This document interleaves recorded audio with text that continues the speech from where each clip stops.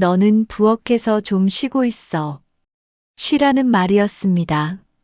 하지만 저는 바로 알았습니다. 그 자리에 들어오지 말라는 뜻이라는 걸. 거실에서 낮은 목소리들이 오갔습니다. 이제 정리도 좀 해야지.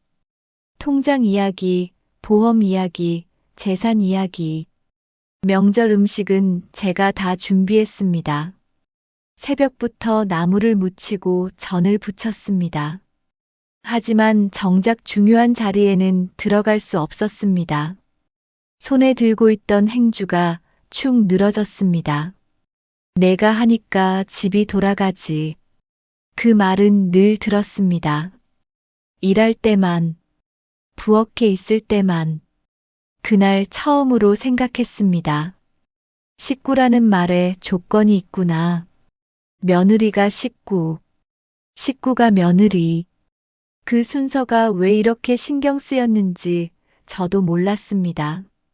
예전 같았으면 말했을 겁니다. 저도 오래 살았다고, 저도 가족이라고. 그런데 그날은 입이 떨어지지 않았습니다. 설명하면 더 작아질 것 같았습니다. 그래서 아무 말도 하지 않았습니다. 그 침묵이 제 마음을 바꾸기 시작했습니다. 명절 전날이면 늘 그랬습니다. 아직 해도 뜨기 전 부엌 불부터 켰습니다. 전날 불려둔 나물은 물기를 빼고 국에 들어갈 재료를 꺼내 놓았습니다. 냉장고 문을 열고 닫는 소리만 작게 났습니다. 누가 시킨 건 아니었습니다. 하지만 안 하면 일이 남았고 일이 남으면 결국 제 몫이 되었습니다. 그렇게 몇 년이 흘렀는지 이제는 세지도 않았습니다. 손은 알아서 움직였고 머리는 다음 일을 생각했습니다. 감자를 깎으면서 고기를 해동하고 파를 썰면서 전 부칠 순서를 정했습니다. 시어머니는 거실에서 텔레비전을 켜두고 계셨습니다. 아침 드라마 소리가 부엌까지 들려왔습니다. 저는 손을 씻고 앞치마를 메고 다시 도마 앞에 섰습니다. 그때 시어머니가 말했습니다. 내가 하니까 집이 돌아가지. 그 말은 늘 같은 시간에 나왔습니다. 손이 바쁠 때, 허리가 굽을 때. 그 말이 칭찬인지 책임인지 이제는 구분이 잘 안 됐습니다. 대답은 하지 않았습니다. 네. 한마디면 충분했으니까요. 시어머니는 다시 텔레비전 쪽으로 고개를 돌렸습니다. 저는 물을 틀고 냄비를 올리고 불을 켰습니다. 김이 올라오는 소리가 작게 들렸습니다. 창밖은 아직 어두웠습니다. 동이 트려면 1시간은 더 있어야 했습니다. 그 시간 동안 전은 부쳐지고 나물은 무쳐지고 국은 끓어야 했습니다. 손은 계속 움직였습니다. 그런데 그날은 이상했습니다. 문득 손을 멈추고 싶었습니다. 이유는 몰랐습니다. 그냥 잠깐 멈추고 싶었습니다. 하지만 멈추지 못했습니다. 멈추면 무너질 것 같았습니다. 그래서 다시 손을 움직였습니다. 도마 위에 올라온 물을 썰고 칼을 씻고 다음 재료를 꺼냈습니다. 그렇게 그날도 시작됐습니다.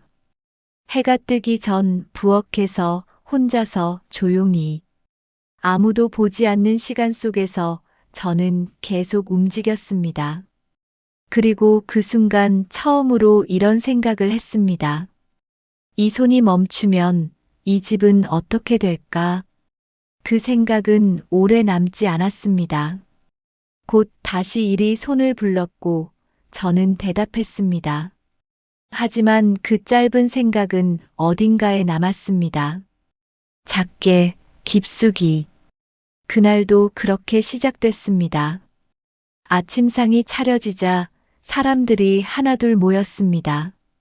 시누이들은 소파에 앉아 있었고 남편은 신문을 넘기고 있었습니다. 저는 마지막 반찬을 들고 상 앞에 섰습니다. 자, 다 됐어요.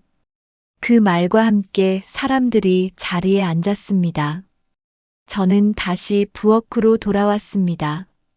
국그릇을 더 꺼내고 수저를 챙기고 물컵을 채웠습니다. 거실에서는 밥 먹는 소리가 들렸습니다. 이거 맛있네. 역시 언니 손맛은 달라. 그 말들이 가볍게 오갔습니다. 저는 싱크대 앞에서 설거지를 시작했습니다. 물소리가 크게 났습니다. 그때 시어머니가 웃으며 말했습니다. 그래도 며느리가 식구지. 그 말을 들으며 저는 손을 멈췄습니다. 잠깐이었습니다. 곧 다시 접시를 닦았습니다. 식구라는 말은 따뜻했습니다. 하지만 이상하게도 늘 같은 자리에 붙어 있었습니다. 부엌, 싱크대 앞, 설거지통 옆. 식구라면 같이 앉아도 될 텐데 그런 생각은 말로 나오지 않았습니다. 말이 되지 않는다는 걸 이미 알고 있었으니까요. 거실에서는 여전히 이야기 소리가 들렸습니다. 다음 주에 또 모이자. 그래, 엄마 생신 때 또 보자. 저는 그 소리를 들으며 그릇을 닦았습니다. 물이 차가웠습니다. 손이 시렸지만 장갑을 끼지 않았습니다. 차가운 게 오히려 정신이 들었습니다. 설거지가 끝나고 행주를 빨았습니다. 물기를 짜내는데 시누이 한 명이 부엌으로 들어왔습니다. 언니 수고했어요. 그 말에 고개를 끄덕였습니다. 아니에요. 시누이는 컵에 물을 따라 마시고 다시 나갔습니다. 저는 행주를 펴서 걸었습니다. 부엌이 조용해졌습니다. 거실에서는 여전히 웃음소리가 났지만 부엌은 고요했습니다. 그 고요함 속에서 저는 문득 생각했습니다. 식구라는 말이 이렇게 무거운 말이었나? 전에는 몰랐습니다. 아니, 느끼지 못했습니다. 그런데 오늘은 달랐습니다. 그 말이 귓가에 남았습니다. 그래도 며느리가 식구지. 며느리가 식구. 식구가 며느리. 그 순서가 왜 이렇게 신경 쓰였는지 저도 몰랐습니다. 하지만 분명한 건 그 말을 들은 뒤로 손이 조금 느려졌다는 것이었습니다. 저는 앞치마를 벗고 걸었습니다. 그리고 부엌 문 앞에서 잠시 멈췄습니다. 거실 쪽을 바라봤습니다. 사람들은 여전히 웃고 있었습니다. 저는 그 모습을 보다가 다시 부엌으로 돌아왔습니다. 아직 치울 것이 남아 있었으니까요. 그날 저는 처음으로 식구라는 말의 무게를 느꼈습니다. 그리고 그 무게가 어디에서 오는지도 조금 알 것 같았습니다. 식사가 끝난 뒤였습니다. 거실에서 낮은 목소리들이 오갔습니다. 저는 부엌에서 마지막 정리를 하고 있었습니다. 냄비를 닫고 가스레인지를 닫고 행주를 빨았습니다. 그때 시어머니의 목소리가 들렸습니다. 이제 정리도 좀 해야지. 그 말과 함께 거실이 조용해졌습니다. 저는 손을 씻고 거실 쪽으로 고개를 돌렸습니다. 시어머니는 서랍을 열고 있었고 시누이들은 소파에 앉아 있었습니다. 남편도 그쪽에 있었습니다. 저는 앞치마를 벗고 거실로 나갔습니다. 시어머니가 저를 보고 말했습니다. 너는 부엌에서 좀 쉬고 있어. 쉬라는 말이었습니다.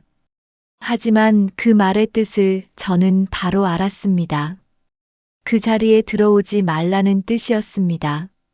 저는 대답하지 않았습니다. 고개만 끄덕이고 부엌으로 돌아왔습니다.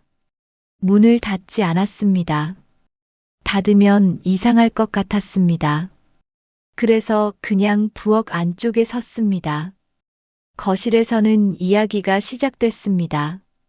엄마 통장 정리하고, 보험도 확인해야 되고, 아빠 명의로 된 것도 있잖아. 낮은 목소리들이었지만 부엌까지 들렸습니다. 저는 냉장고 문을 열었습니다. 안을 정리하는 척했습니다. 반찬 위치를 바꾸고 유통기한을 확인했습니다. 하지만 귀는 거실 쪽을 향하고 있었습니다.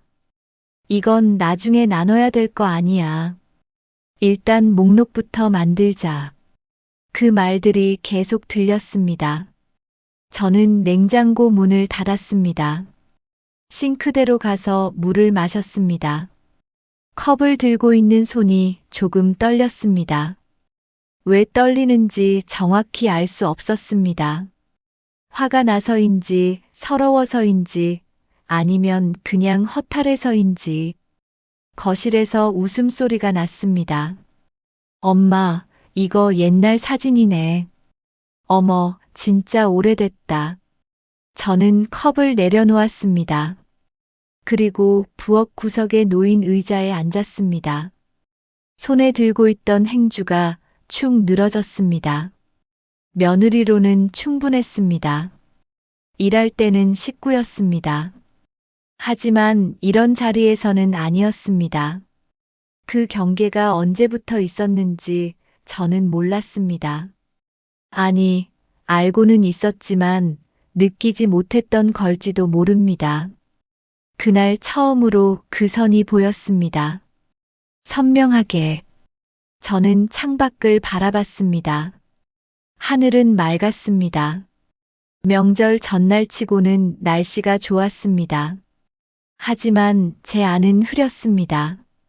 무언가가 막혀 있는 것 같았습니다. 목인지 가슴인지 아니면 머리인지 알 수 없었습니다. 거실에서는 여전히 이야기가 이어졌습니다. 저는 그 소리를 들으며 가만히 앉아 있었습니다. 일어나서 뭔가를 할 힘이 없었습니다. 아니, 할 마음이 없었습니다. 그때 문득 이런 생각이 들었습니다. 식구라는 말에 조건이 있구나. 일할 때만 식구, 필요할 때만 식구, 그 외에는 며느리. 그 생각이 마음 한구석에 깊이 박혔습니다. 예전 같았으면 말했을 겁니다. 저도 오래 살았다고, 저도 가족이라고. 그런데 그날은 입이 떨어지지 않았습니다. 부엌 의자에 앉아 있는데 남편이 들어왔습니다. 뭐해? 물을 마시러 온 것 같았습니다. 저는 대답했습니다. 그냥 좀 쉬고 있어요. 남편은 냉장고에서 물을 꺼내 마시고 다시 거실로 갔습니다. 아무 말도 하지 않았습니다. 제가 왜 부엌에 혼자 앉아 있는지 묻지 않았습니다. 아마 몰랐을 겁니다. 아니, 알아도 묻지 않았을 겁니다. 저는 다시 혼자 남았습니다. 그 순간 생각했습니다.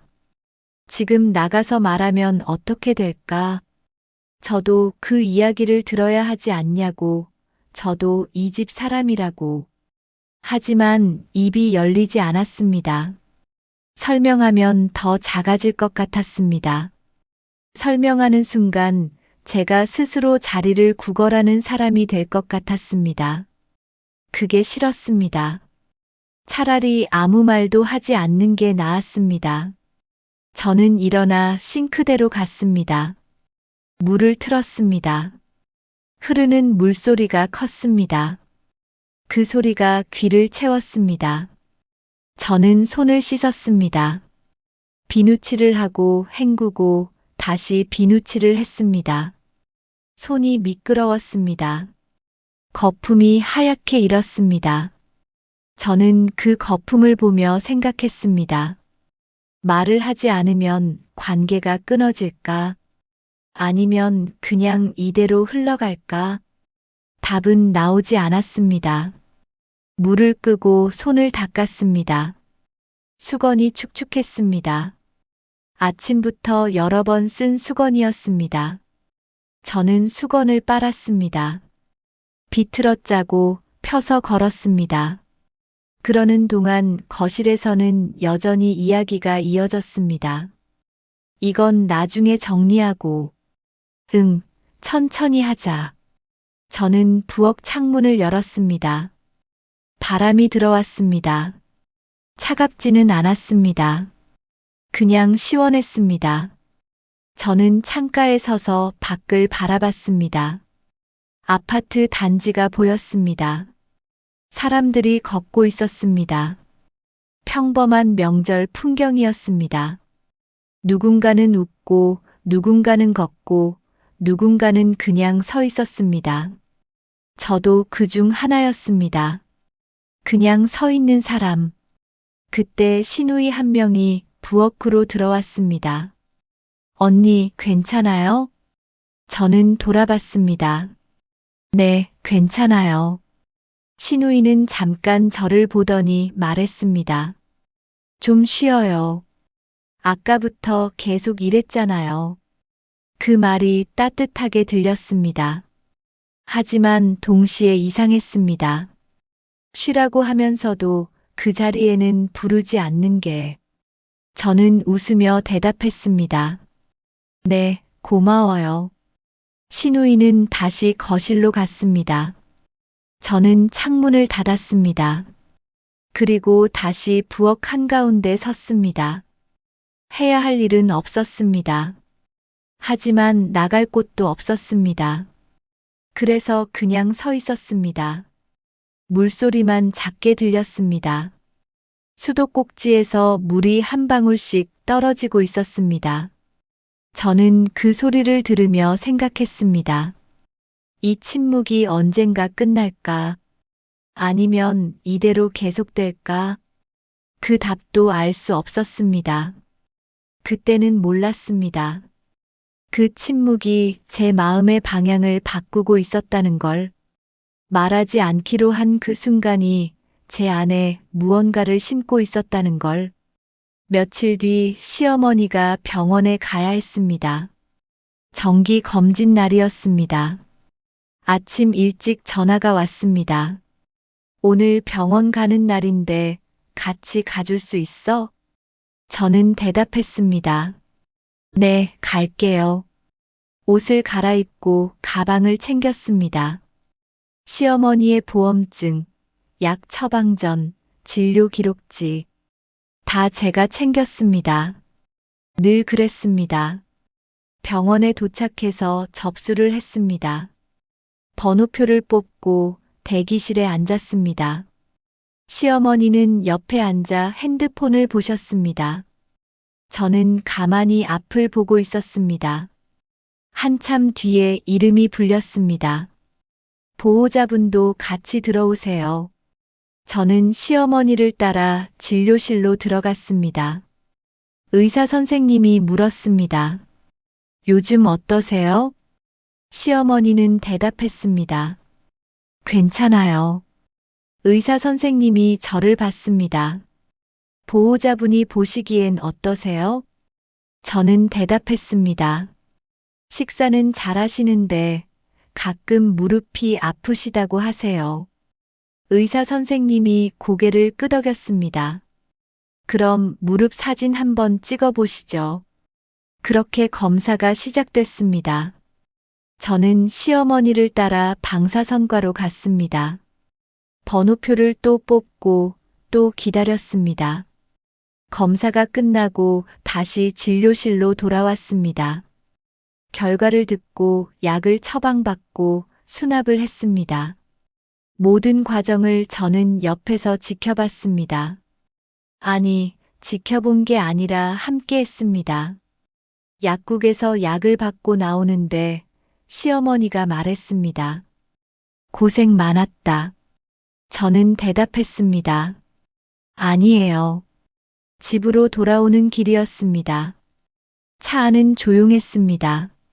시어머니는 창밖을 보고 계셨습니다. 저는 운전을 하면서 생각했습니다. 이 일을 언제부터 해왔을까? 시집 온 첫 해부터였던 것 같습니다. 처음엔 남편이 함께 갔습니다. 그러다 바쁘다고 했습니다. 그 다음부터는 제가 혼자 갔습니다. 그게 벌써 몇 년째였습니다. 집에 도착해서 시어머니를 모셨습니다. 들어가서 쉬세요. 시어머니는 고개를 끄덕이고 방으로 들어가셨습니다. 저는 부엌으로 갔습니다. 냉장고를 열고 저녁 준비를 시작했습니다. 손은 자동으로 움직였습니다. 재료를 꺼내고 씻고 썰고 볶았습니다. 그러다 문득 손을 멈췄습니다. 도마 위에 반쯤 썬 파가 있었습니다. 저는 그 파를 보며 생각했습니다. 내가 멈추면 이 집은 어떻게 될까? 예전에도 한 번 했던 생각이었습니다. 하지만 이번엔 달랐습니다. 그 생각이 무서워서가 아니라 처음으로 궁금했습니다. 진짜로 궁금했습니다. 저는 다시 칼을 들었습니다.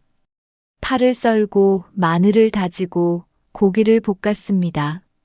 냄새가 부엌에 퍼졌습니다. 저녁이 거의 다 됐을 때 남편이 들어왔습니다. 다녀왔어. 저는 대답했습니다. 어서 와요. 씻고 나와요. 남편은 손을 씻고 거실로 갔습니다. 저는 국을 떠서 맛을 봤습니다. 간이 맞았습니다. 밥을 푸고 반찬을 담고 상을 차렸습니다. 다 끝나고 나서 남편이 말했습니다. 당신이 하니까 내가 마음이 놓여. 그 말에도 저는 고개만 끄덕였습니다. 그래요. 이제는 설명하지 않기로 했으니까요. 하지만 그 말이 귓가에 남았습니다. 당신이 하니까 마음이 놓인다. 그 말 속에 제가 있었습니다. 하지만 동시에 없었습니다. 그날 밤 잠자리에 누워서도 그 생각이 떠올랐습니다. 내가 멈추면 이 집은 어떻게 될까? 그 생각은 이제 두려움이 아니었습니다. 궁금함이었습니다. 일주일 뒤 시어머니가 다시 병원에 가셨습니다. 이번에는 입원이었습니다. 검사 결과가 좋지 않았습니다. 크게 나쁜 건 아니었지만 며칠 입원해서 치료를 받아야 했습니다. 저는 매일 병원에 갔습니다. 아침에 갔다가 저녁에 집에 왔습니다. 남편은 회사 때문에 저녁에만 잠깐 들렀습니다. 시누이들은 주말에 왔습니다. 그 외 시간은 제가 있었습니다. 병실은 4인실이었습니다. 다른 환자들도 보호자가 있었습니다. 대부분 딸이나 며느리였습니다. 저는 시어머니 곁에 앉아 있었습니다. 링거가 떨어지는 소리가 작게 들렸습니다. 시어머니는 눈을 감고 계셨습니다.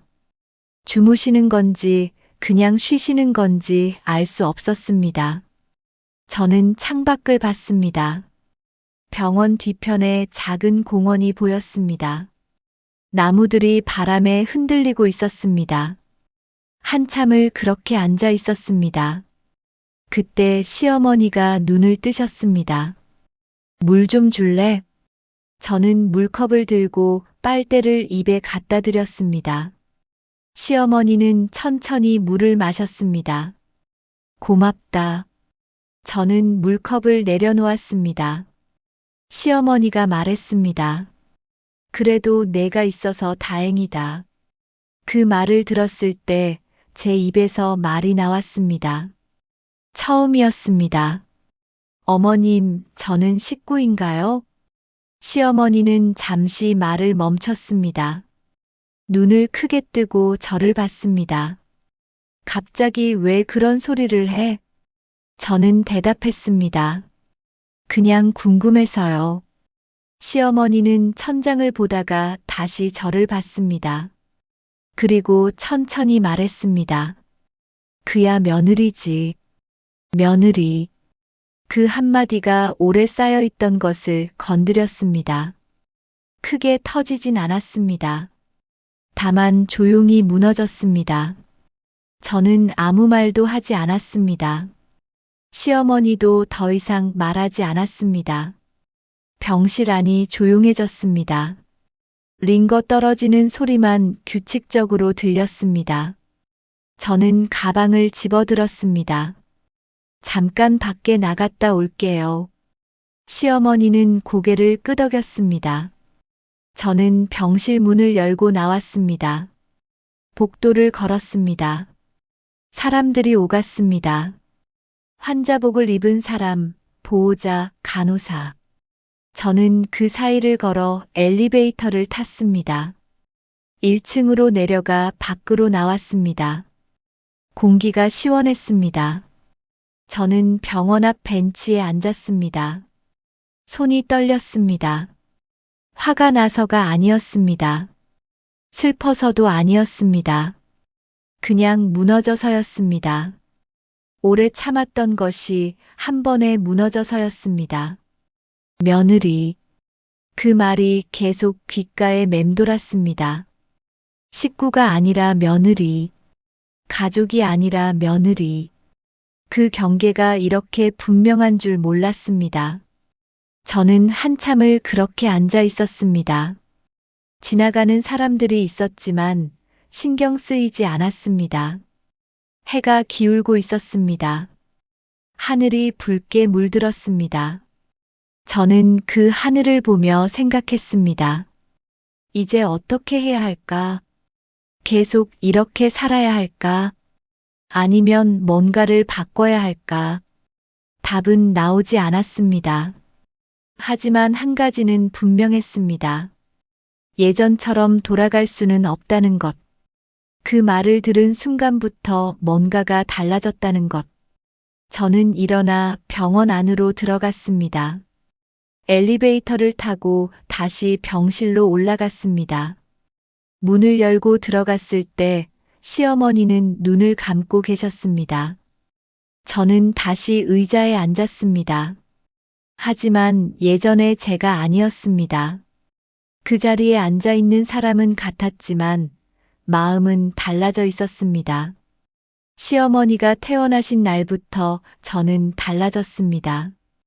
크게 달라진 건 아니었습니다. 다만 예전처럼 움직이지 않았습니다. 아침에 일어나도 부엌으로 바로 가지 않았습니다. 세수를 하고 옷을 갈아입고 물을 한 잔 마셨습니다. 그리고 나서 부엌으로 갔습니다. 시어머니가 거실에 나와 계셨습니다. 아침 준비 안 해? 저는 대답했습니다. 지금 할게요. 예전 같았으면 죄송해요라고 했을 겁니다. 하지만 그 말은 나오지 않았습니다. 죄송할 일이 아니었으니까요. 저는 천천히 아침을 준비했습니다. 급하게 하지 않았습니다. 밥을 하고 국을 끓이고 반찬을 꺼냈습니다. 시어머니는 거실에서 텔레비전을 보고 계셨습니다. 가끔 부엌 쪽을 보셨지만 아무 말씀도 하지 않으셨습니다. 아침상이 차려졌습니다. 남편이 나와 앉았습니다. 좀 늦었네. 저는 대답했습니다. 네. 그게 전부였습니다. 설명하지 않았습니다. 변명하지 않았습니다. 밥을 먹고 설거지를 했습니다. 예전처럼 바로 하지 않았습니다. 식사가 끝나고 한 10분쯤 지나서 했습니다. 그 10분 동안 저는 창밖을 봤습니다. 그냥 보고 싶어서 봤습니다. 설거지를 마치고 나서도 바로 다음 일을 하지 않았습니다. 커피를 한 잔 내려 마셨습니다. 혼자서 천천히. 그렇게 며칠이 지났습니다. 집안이 어수선해졌습니다. 빨래가 쌓이기 시작했습니다. 청소도 예전만큼 자주 하지 않았습니다. 부탁받은 일만 했습니다. 당연하게 생각했던 일들은 하지 않았습니다. 남편의 표정이 달라졌습니다. 요즘 좀 이상한데. 저는 대답했습니다. 뭐가요? 그냥 예전 같지 않아. 저는 물었습니다. 예전이 어땠는데요? 남편은 대답하지 못했습니다. 그냥 신문을 들고 나갔습니다. 시누이가 전화를 했습니다. 언니, 엄마가 요즘 좀 불편해 하시는 것 같던데. 저는 물었습니다. 뭐가요? 그냥 집안일이 예전만큼 안 된다고. 저는 대답했습니다. 제가 할 수 있는 만큼 하고 있어요. 시누이는 잠시 말이 없었습니다. 그래도 좀 신경 써주면 안 돼요? 저는 조용히 말했습니다. 지금도 신경 쓰고 있어요. 그리고 전화를 끊었습니다. 예전 같았으면 미안하다고 했을 겁니다. 더 잘하겠다고 했을 겁니다.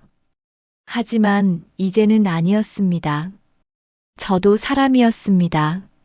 할 수 있는 게 있고 할 수 없는 게 있었습니다. 그걸 이제야 말할 수 있게 됐습니다. 어느 날 저녁이었습니다. 시어머니가 말했습니다. 내가 안 하니까 집이 허전하네. 저는 그 말을 들으며 손을 멈췄습니다. 접시를 닦다가 물을 끄고 시어머니를 봤습니다. 제가 뭘 안 했는데요? 시어머니는 대답하지 않았습니다. 그냥 한숨을 쉬고 방으로 들어가셨습니다. 저는 다시 설거지를 시작했습니다. 물소리가 컸습니다. 하지만 마음은 조용했습니다. 예전 같았으면 불안했을 겁니다. 미안했을 겁니다. 하지만 지금은 아니었습니다. 저는 처음으로 제가 비워진 자리를 보았습니다.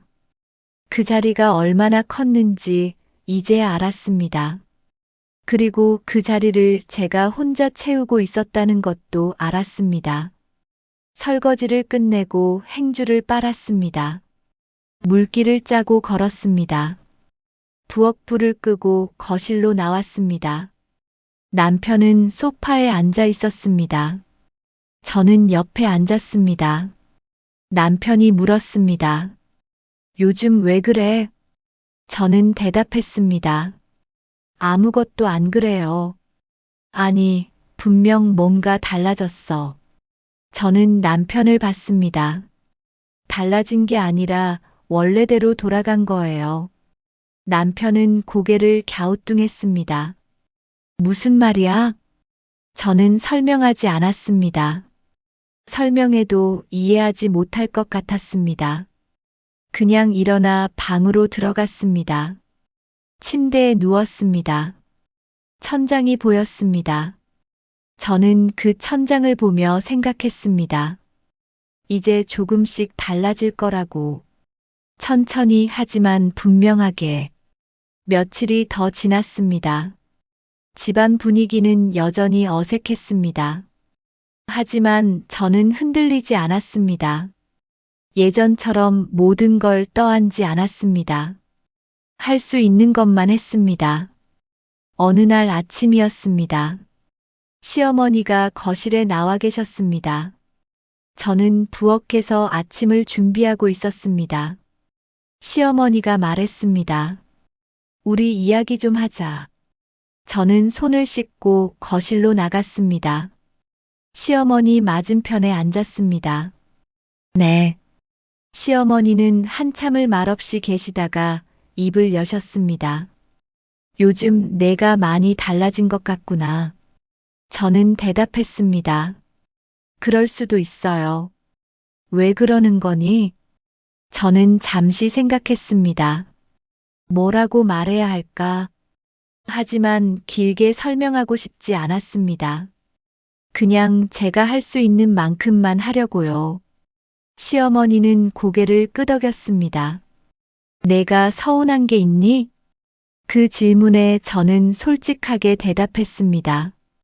있어요. 뭔데? 저는 천천히 말했습니다. 저도 이 집 사람인데 항상 바깥 사람 같았어요. 시어머니는 눈을 깜빡이셨습니다. 그게 무슨 말이니? 일할 때만 식구고 그 외에는 며느리였어요. 시어머니는 한동안 말씀이 없으셨습니다. 그러다 조용히 말했습니다. 그렇게 느꼈구나. 저는 고개를 끄덕였습니다. 시어머니가 다시 말했습니다. 나는 그런 뜻이 아니었는데. 알아요. 그런데 결과는 그랬어요. 시어머니는 창밖을 보셨습니다. 한참을 그렇게 계시다가 말했습니다. 미안하다. 그 말을 들었을 때 제 마음이 조금 흔들렸습니다. 하지만 완전히 풀리지는 않았습니다. 미안하다는 말만으로는 부족했습니다. 저는 말했습니다. 앞으로는 제가 할 수 있는 만큼만 하겠습니다. 시어머니는 저를 봤습니다. 그게 무슨 말이니? 부탁하시는 건 할게요. 하지만 당연하게 생각하시는 건 이제 안 할 거예요. 시어머니는 입술을 꾹 다물었습니다. 화가 나신 것 같았습니다. 하지만 아무 말씀도 하지 않으셨습니다. 저도 더 이상 말하지 않았습니다. 이미 할 말은 다 했으니까요. 저는 일어나 부엌으로 갔습니다. 아침 준비를 마저 했습니다. 남편이 나왔습니다. 무슨 이야기 했어? 저는 대답했습니다. 필요한 이야기요. 남편은 더 묻지 않았습니다. 아침을 먹었습니다. 예전처럼 떠들썩하지 않았습니다. 조용했습니다. 하지만 나쁘지 않았습니다. 식사가 끝나고 시어머니가 방으로 들어가셨습니다. 남편도 출근 준비를 했습니다. 저는 설거지를 했습니다. 천천히 제 속도로. 그날 오후였습니다. 남편이 일찍 들어왔습니다. 엄마한테 전화 왔어. 저는 손을 닦으며 물었습니다. 뭐라고 하시던가요? 당신이 요즘 이상하다고. 저는 웃었습니다. 이상한 게 아니라 정상으로 돌아온 거예요. 남편은 저를 봤습니다. 무슨 일 있었어? 저는 고개를 저었습니다. 없어요. 다만 이제부터는 제 방식대로 살 거예요. 남편은 한참을 서 있다가 말했습니다. 알았어. 그리고 더 이상 묻지 않았습니다. 그날 밤 남편이 말했습니다. 미안해. 저는 놀라서 남편을 봤습니다. 왜요? 내가 힘들었는지 몰랐어. 저는 잠시 말이 없었습니다. 그리고 조용히 말했습니다. 이제 알았으면 됐어요. 남편은 고개를 끄덕였습니다. 그날 이후 집안 분위기가 조금씩 바뀌었습니다. 시어머니는 예전처럼 말씀하지 않으셨습니다. 남편도 조금 더 신경을 쓰기 시작했습니다. 크게 달라진 건 아니었습니다. 하지만 분명히 달랐습니다. 저는 더 이상 모든 걸 혼자 하지 않았습니다. 할 수 있는 것만 했습니다. 관계는 조금 느슨해졌습니다. 예전처럼 가깝지는 않았습니다. 하지만 대신 숨이 쉬어졌습니다. 억지로 웃지 않아도 됐습니다. 무리하게 맞추지 않아도 됐습니다. 그게 더 편했습니다. 나는 싸우지 않았습니다. 울지도 않았습니다. 그저 제 자리를 찾았을 뿐이었습니다. 식구라는 말은 이제 제가 허락한 자리에서만 남았습니다. 며느리라는 이름도 여전히 있었습니다. 하지만 그 이름이 저를 다 설명하지는 않았습니다. 저는 며느리이기도 했지만 저이기도 했습니다. 그게 제가 되찾은 제 몫이었습니다. 창밖으로 해가 지고 있었습니다. 저는 부엌 창가에 서서 그 하늘을 봤습니다. 붉은 노을이 퍼지고 있었습니다. 아름다웠습니다.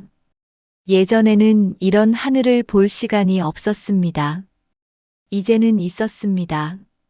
그게 작은 변화였지만 제게는 큰 변화였습니다. 저는 그 하늘을 보며 생각했습니다. 이제 괜찮을 거라고. 완벽하지는 않겠지만 괜찮을 거라고. 관계는 조금 느슨해졌습니다. 예전처럼 가깝지는 않았습니다. 하지만 대신 숨이 쉬어졌습니다. 억지로 웃지 않아도 됐습니다. 무리하게 맞추지 않아도 됐습니다. 그게 더 편했습니다. 나는 싸우지 않았습니다. 울지도 않았습니다. 그저 제 자리를 찾았을 뿐이었습니다. 식구라는 말은 이제 제가 허락한 자리에서만 남았습니다. 며느리라는 이름도 여전히 있었습니다. 하지만 그 이름이 저를 다 설명하지는 않았습니다. 저는 며느리이기도 했지만 저이기도 했습니다. 그게 제가 되찾은 제 몫이었습니다. 창밖으로 해가 지고 있었습니다. 붉은 노을이 퍼지고 있었습니다. 아름다웠습니다. 예전에는 이런 하늘을 볼 시간이 없었습니다. 이제는 있었습니다. 그게 작은 변화였지만 제게는 큰 변화였습니다. 이제 괜찮을 거라고. 완벽하지는 않겠지만 괜찮을 거라고. 당신의 자리는 당신이 정하는 겁니다.